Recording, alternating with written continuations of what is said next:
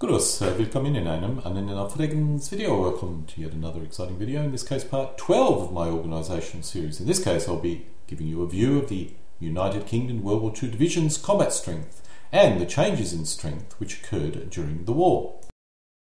To determine combat strength I shall be using a point system from a figure gaming set of rules called Corps Commander. When comparing these points values, when you compare tanks with infantry, note that tanks operate very differently from infantry, and any kind of comparison will need to be done through a subjective filter. However, comparing tank battalions with tank battalions is quite valid. While the points seem rather exact, it must be important to note that they're not 100% correct. So as a result, I've divided the points from the figure gaming set of rules by 250 to give you a value which is several orders of magnitude higher, which allows you to more easily determine if one formation is more powerful than the other. I must point out this video is unusually long, which is what you get when there is a large amount of information concerning the TIEL and E changes, which I do have concerning the British. Many of the changes are rather minor, but I was unable to determine which I should remove, so I've had to include them all. The first UK involvement in World War II was the Norwegian campaign. This was rapidly followed by their involvement in the German invasion of France, which occurred between May and June 1940. The primary building block of the British Army was the infantry division, which is quite unusual, fully motorised. The British divisions which went to France were good, if not outstanding. The reconnaissance battalion gave these divisions very good reconnaissance capability. The British were only just beginning their formations of armoured divisions, this being one of the first two armoured divisions initially organised when the war began. The initial division which was formed in Britain was never fought in that form, but it was the bedrock of all the divisions which came after. It was basically two armoured brigades with all the support formations in a separate support group. The light tank battalion is very strong because it had basically so many tanks in it, over 100 at this point, even if half of them were just light MG tanks. This was an unusually powerful battalion for the period, as well as being a rather large battalion for the period. The actual armoured division which the British did form in France was only formed and deployed after Dunkirk. Most of the formations which fought in the early stages of the German invasions were at brigade level. The actual division which was formed in France was beginning to look more like what you would consider a standard division rather than a bunch of brigades put together in an ad hoc manner. The motorised infantry battalions were very powerful, being well equipped with weapons and support weapons. After the French campaign, the British were facing the Italians in Egypt. At least initially, the British tended to use infantry divisions from India, Australia and New Zealand in the Middle East, this being an Indian division. Even though this infantry division was an Indian division, it was still basically the same as a standard British infantry division.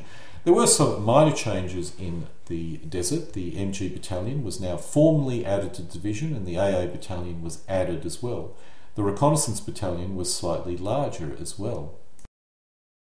The other armoured division that was formed at the beginning of the war was formed in Egypt.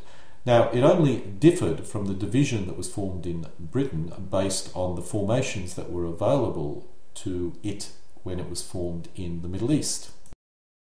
This armoured division lacked an engineer battalion and a AA battalion, and the infantry battalion was not as strong as the one in the UK, but it was otherwise similar in structure to the division that had formed in the UK. When the British launched their counter-offensive, the 7th Armoured Division had been beefed up and changed quite a bit. The Armoured Division, compared with the one formed in 1939, had an engineer and anti-aircraft battalion added, as well as an armoured car battalion. The infantry was beefed up and a motor infantry battalion was added to the armoured brigades. The tank battalions were also increased in strength. After the British victory against the Italians, the British basically sent many of their troops elsewhere, particularly the Balkans. As a result, the newly arrived Germans took advantage of this weakened state and struck. Meanwhile, the troops that had been sent to Greece had fought quite well, but had little chance against the bulk of the German army, and thus withdrew. Back in North Africa, after losing all they had gained, the British began their counter-offensives, starting with Operation Brevity, then followed by Operation Battlebacks, both of which had failed to force the Germans back. Finally, in November, the British launched Operation Crusader, which did force the Germans back to their start position. The British did have UK-based or UK-formed infantry divisions in Africa, this being one of them which fought in the North African campaign. The primary changes which occurred with this division was that they were beginning to beef up the divisional support formations, but in this case removed the reconnaissance battalion. Apart from the UK divisions, the British still did, at this point in time, mainly field divisions from the rest of the Empire, this being one of their elite divisions, which was the Australian Division. The Australian Division did not change very much compared to the ones, well, when it was fielded earlier in the campaign. It retained the Armoured Car Reconnaissance Battalion and did not possess the divisional support which was beginning to be added to the other British divisions. Just as a quick note, the British organisation structures were numbered in Roman numerals, this being the third official change, or Org 3 in this particular case. This happened to be the 7th Armoured Division. The only change which occurred to this Org 3 structure was the addition of infantry support formations and the beefing up of the Motor Rifle Battalion, which was part of the armoured brigades. Once again, after the British success against the Germans, they removed many formations and sent them off to Syria. And, as occurred last time, the Germans decided to take advantage of this and came back very quickly. The Germans didn't get as far as they did previously, and the result was possibly one of the most intense battles in North Africa to this date, the Battle of Gazala. This is not another UK origin division, and the structure moved back to the older structure compared to before. The division in the desert differed from those held back in the UK, obviously for local reasons. This division lost its divisional support formations but did gain its Armoured Car Reconnaissance Battalion. Major issue the British had in the desert was their inability to operate as a division in a combined arms form. This structure may have been used because the British separated their brigades so much. Moving back to the armoured divisions, early in 1942, the armoured divisions did experience some major changes. This was probably due to assets being removed for the operation in Syria. Basically, it was downgraded and weakened. For the 1st Armoured Division, the British increased their artillery, adding a battalion, but removed the anti-tank and anti-aircraft battalion. The motor infantry battalions in the armoured brigades lost some formations and became weaker as a result. By May, the armoured divisions were back up to their normal full structure and strength. While the armoured division did not have 2 artillery battalions, they did get their anti-tank and anti-aircraft battalions back.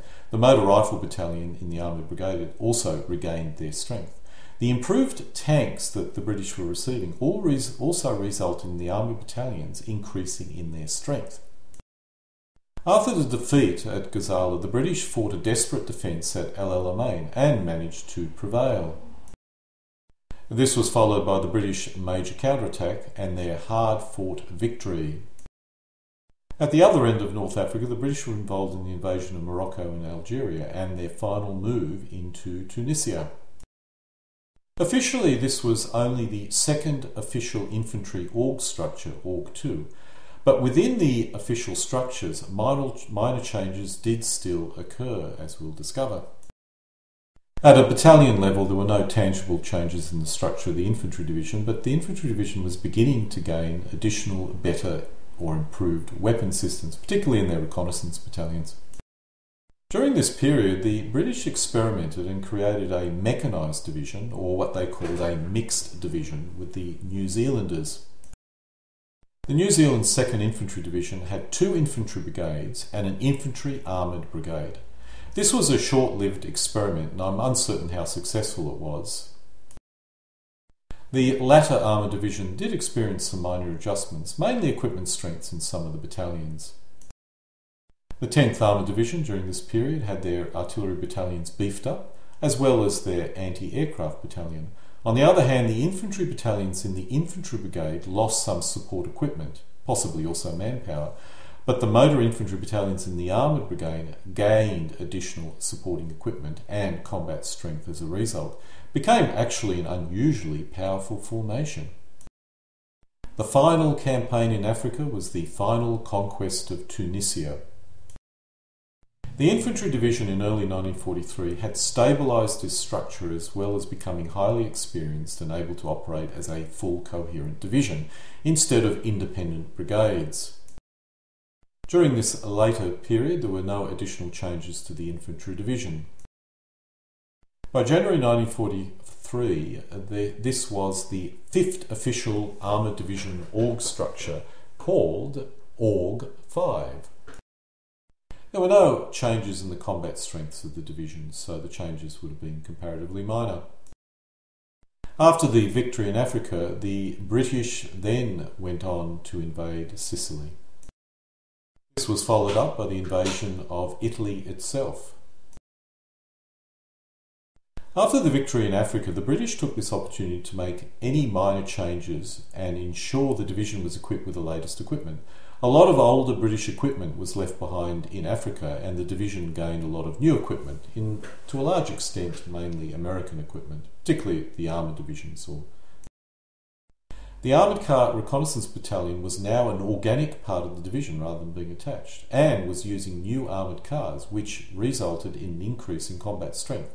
Otherwise, the divisional structure remained much the same. The British did have available airborne divisions for this campaign, and some elements of it did perform some minor drops. As can be expected, the airborne battalions lacked a lot of heavy equipment and were weak as a result, even if highly skilled and motivated. The artillery battalion contained all the artillery, anti-tank guns and anti-aircraft guns, and as a result was rather powerful, as you can see here.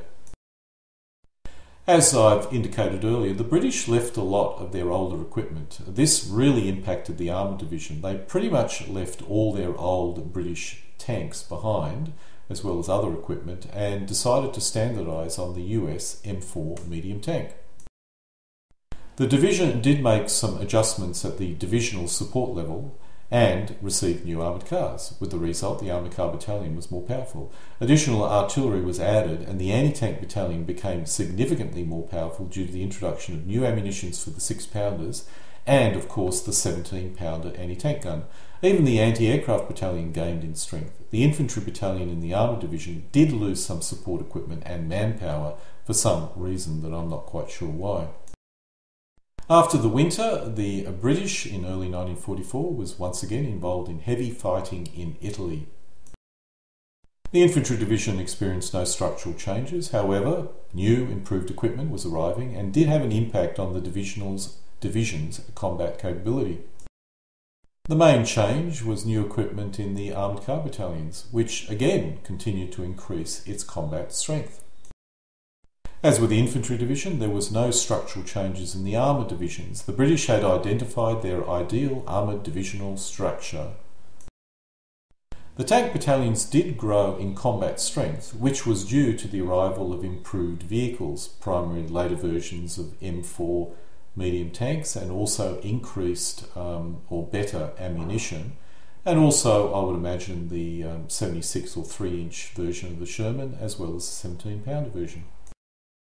Now we come to the second half of 1944, and from this point on, the British experienced their highest level of combat, starting with the iconic invasion of France. Pretty much their entire army was now going to be involved or locked in combat with the Germans. While the British were involved in their invasion of France, they were also involved in an additional major offensive in Italy.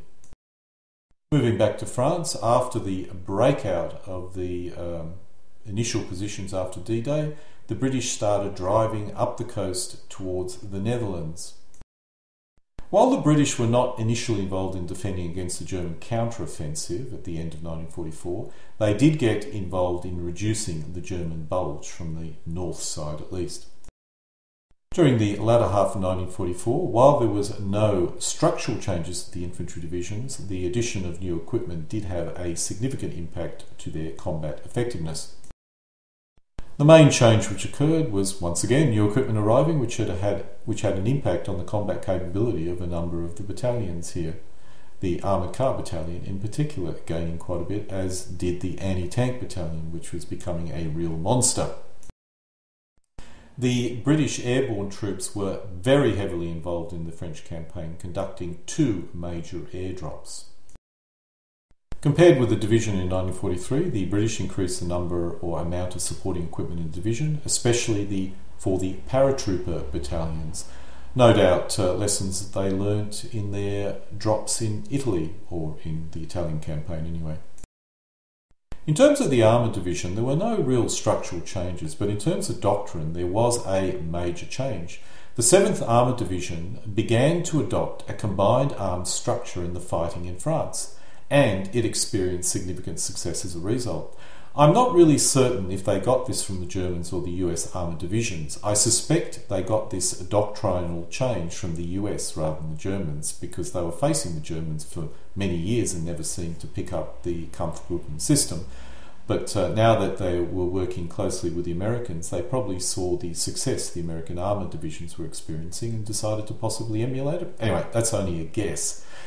After the success of this new doctrine, the other armoured divisions began to adopt the doctrine.